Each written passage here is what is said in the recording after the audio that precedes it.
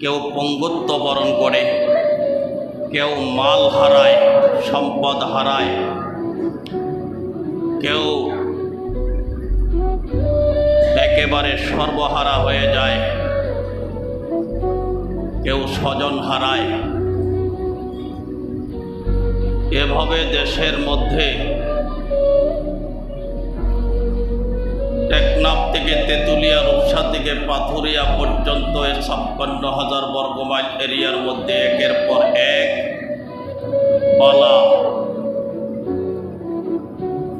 নাজেল হতে চলেছে।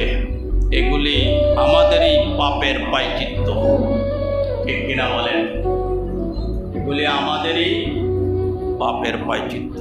গুনাহ যখন বেড়ে যায়, অপরাধ যখন বেড়ে যায়, দুর্নীতি যখন বেড়ে যায়, একে অপরের মাল যখন লুণ্ঠন করতে শুরু করে,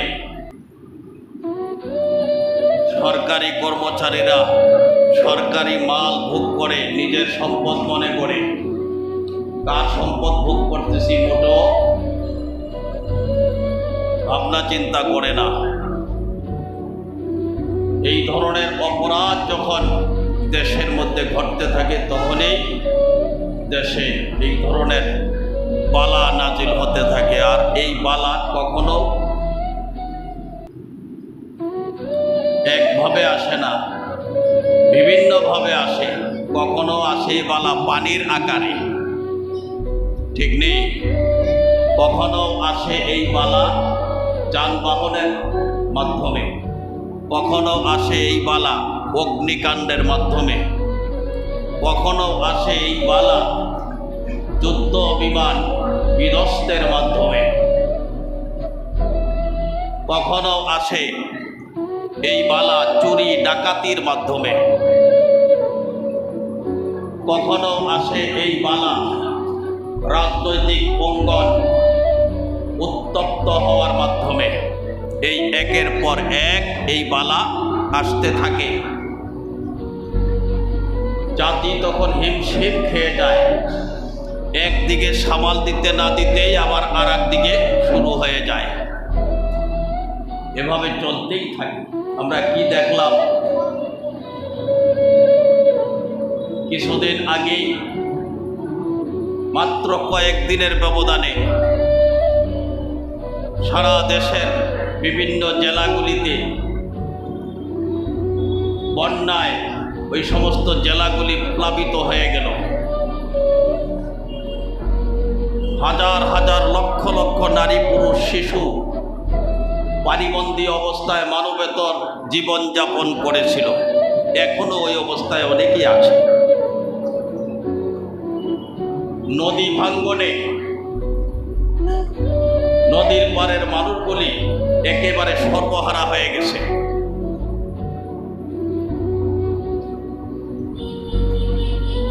কোথাও কোথাও অগ্নিকাণ্ডের মাধ্যমে হাজার হাজার মানুষ দিশাহারা হয়ে যায়, পথহারা হয়ে যায়, সর্বহারা হয়ে যায়।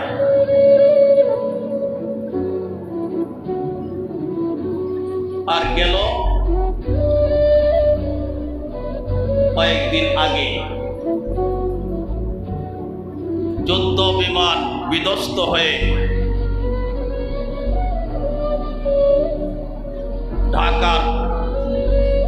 ঢাকা রাজধানীর অন্তর্গত একটি এলাকা উত্তরা,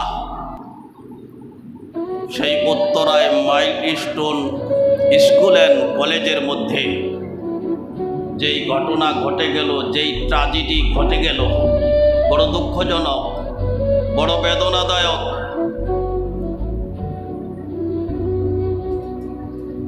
এই শোক সংবরণ করার মতো নয়। কত বাবার সামনে তার ছেলে পড়ে ছাই হয়ে গেল, কত মায়ের সামনে তার মেয়ে পড়ে ছাই হয়ে গেল,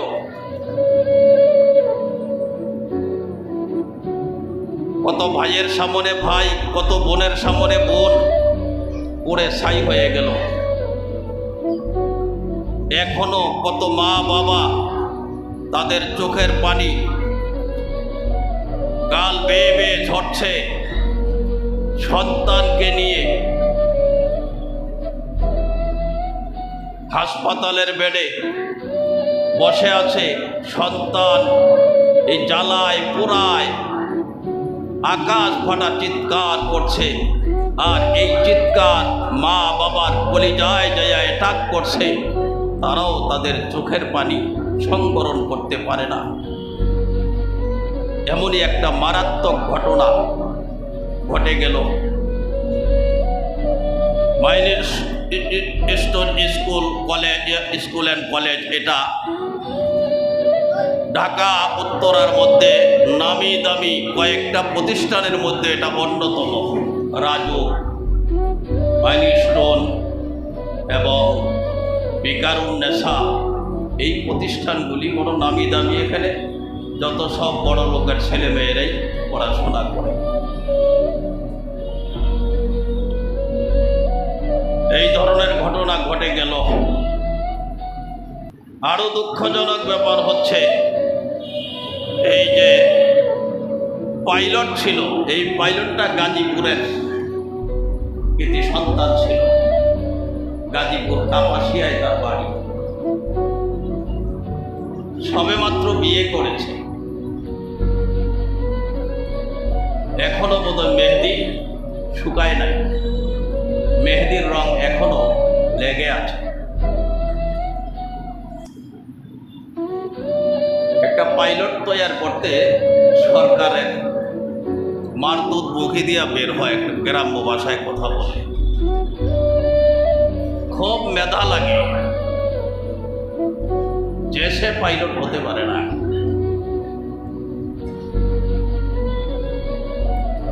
তো যাই হোক, এই সব বালা থেকে আমাদেরকে বাঁচতে হলে